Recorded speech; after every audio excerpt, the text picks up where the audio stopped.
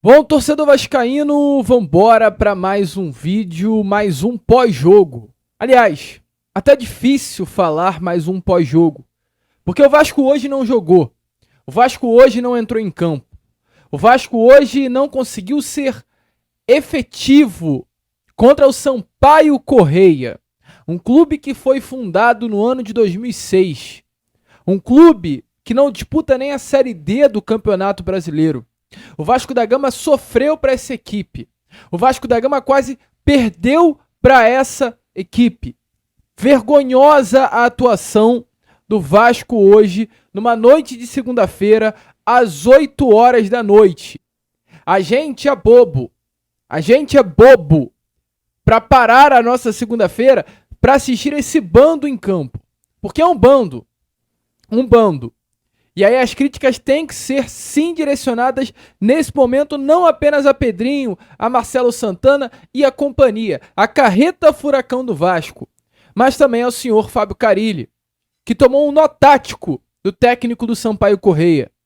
Eu até aceito, com muita dor no coração, eu até aceito vir aqui no vídeo de pós-jogo, após o empate contra a Volta Redonda, e reclamar, poxa, o Vasco não tem ponta.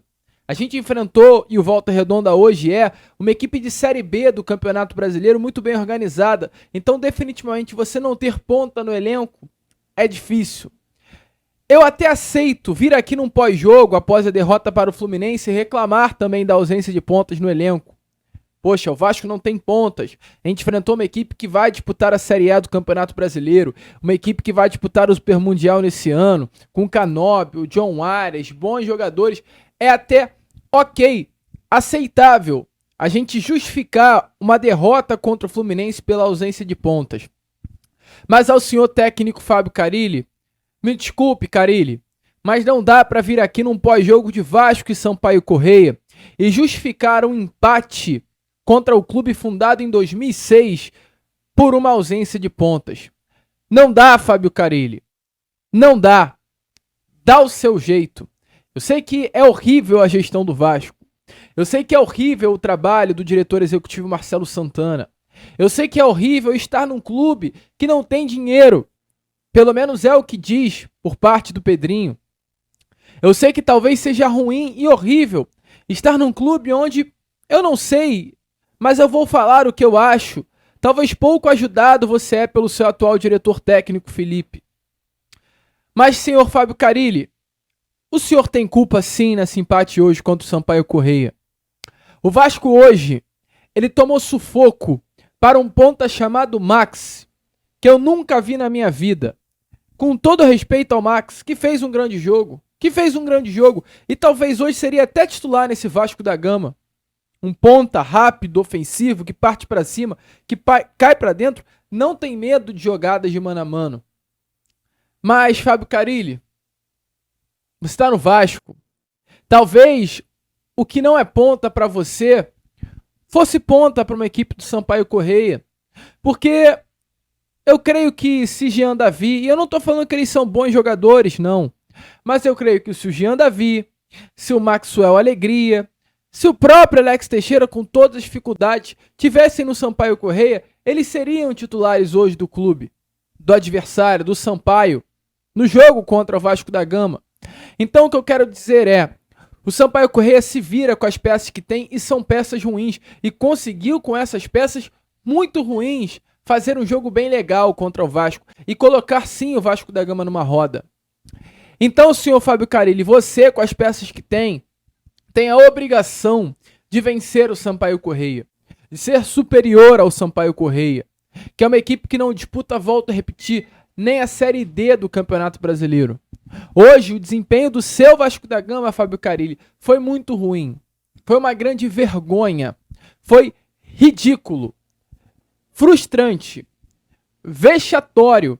E eu acho que, para fechar, preocupante.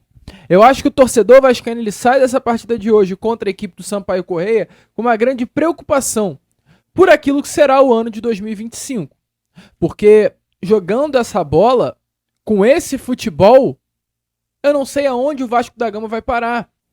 Porque quando a gente enfrentou adversários de um nível técnico um pouco maior, o Vasco sofreu.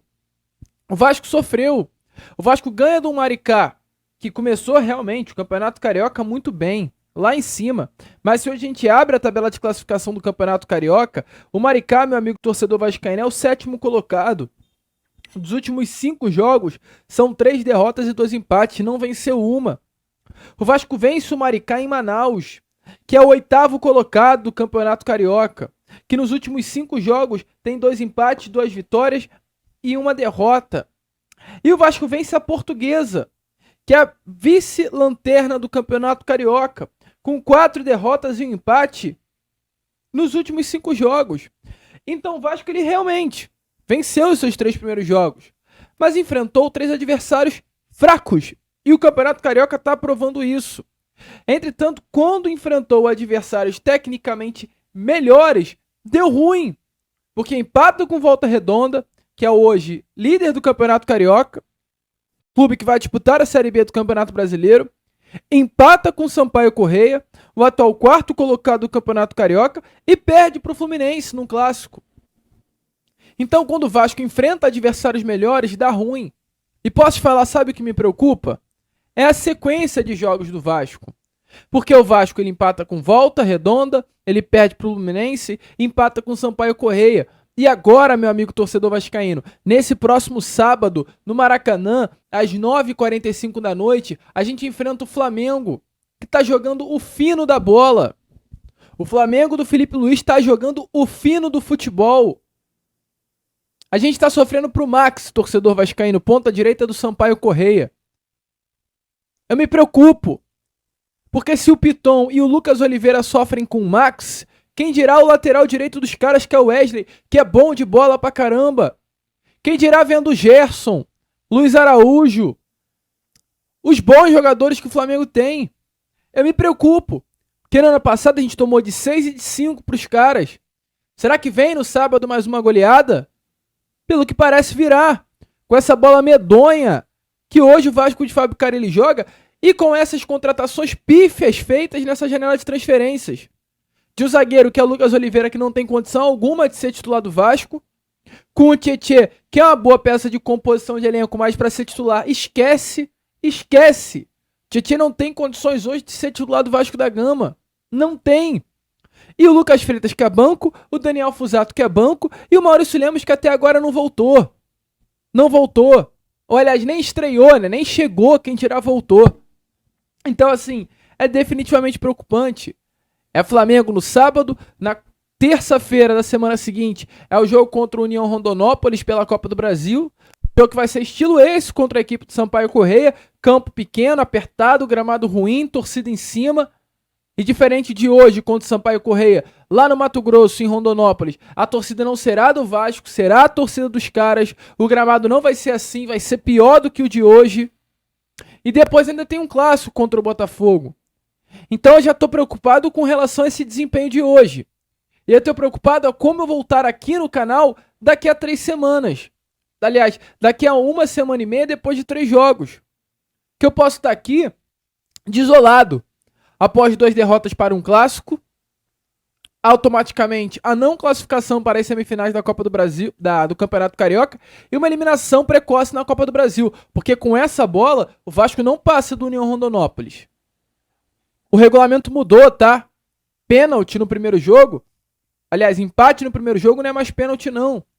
Empate no primeiro jogo, porque, aliás, perdão, antigamente o Vasco, né, por ser o time grande, jogava fora de casa, entretanto o empate dava classificação pro Vasco. O regulamento hoje está diferente, o empate é pênalti.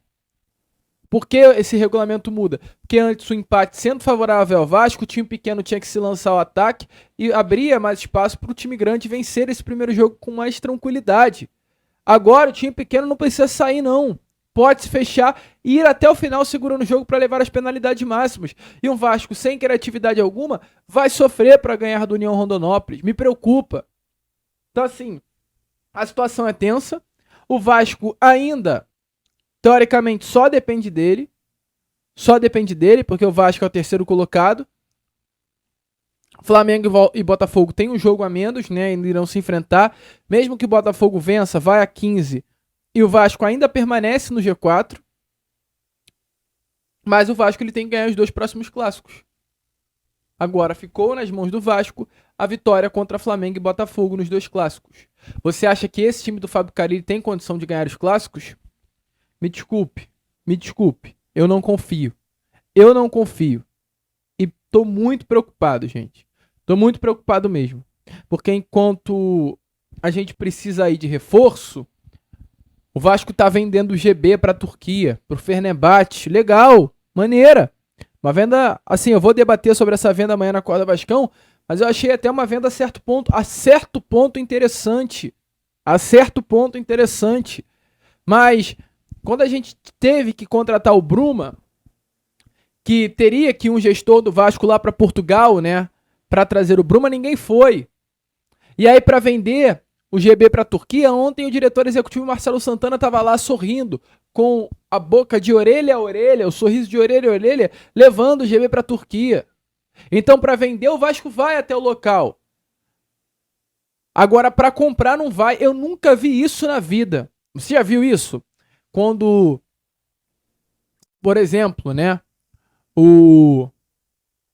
é brincadeira, cara. Chega a ser assim surreal. Você já viu um diretor executivo, quando é venda, ir até o clube, gente? Já viu isso? Tô tentando buscar uma venda grande que aconteceu recentemente. O Flamengo comprou o Gerson do Olympique de Marselha. É a venda maior que eu tô conseguindo lembrar aqui. Você viu o diretor executivo do Olympique de Marselha vindo até o Rio de Janeiro para vender o Gerson? Para trazer o Gerson pro Flamengo? O Paulinho foi comprado pelo Palmeiras junto ao Atlético Mineiro. Você viu o diretor executivo do Atlético saindo de Minas Gerais e indo até São Paulo para levar o Paulinho? Essas coisas só acontecem com o Vasco. E tem gente que tá achando legal. Tem gente que tá achando maneiro. Não tá bonito. Não tá maneiro. Nem um pouco legal. Tá feio. O trabalho do senhor Marcelo Santana é horrível. E ele ainda me faz questão de ir pra Turquia com o GB e a casa caindo aqui no próximo sábado, tendo clássico com urgência por reforços. Eu não sei o que tá acontecendo no Vasco. Coisa boa, porém não é. E é duro, vascaíno. É complicado, assim, é realmente tenso, complexo o que tá acontecendo com o nosso Cruz Maltino.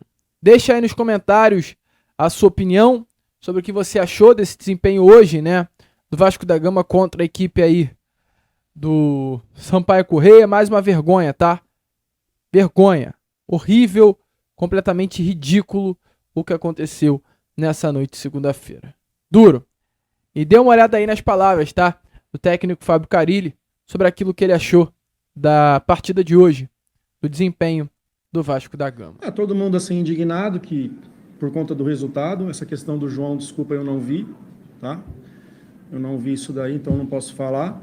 Indignado, e a conversa ali foi pra gente ficar quieto, trabalhar quietinho e a partir de amanhã começar a preparar no clássico. Bem rápido, bem curto e já começar a pensar no próximo jogo. Bom, primeiro, não consigo pensar no clássico ainda, né? Acabo de sair de um jogo onde seria importante para nós a vitória, mas agora é jogo grande, né? É nos preparar para um jogo grande a partir de amanhã. Para ser sincero, eu não comecei a pensar no clássico, não tem nem como, acabei de sair de um jogo, mas a partir de amanhã sentar, analisar esse jogo, fazer reunião com os jogadores para falar desse jogo e já começar a projetar o jogo. Amigo torcedor vascaíno, assim, é duro, tá? É difícil, cara. Uma segunda-feira que era pra gente estar relaxando, tranquilo, em casa, talvez vendo um filme, curtindo com a família. A gente tem que se estressar com o Vasco. É brincadeira, tá? A gente vai ficando por aqui. Esse foi o nosso pós-jogo do Gigante. Se curtiu, se inscreva, compartilhem aí o nosso canal. Venha fazer parte da nossa família. E como nós sempre falamos aqui, saudações vascaínas.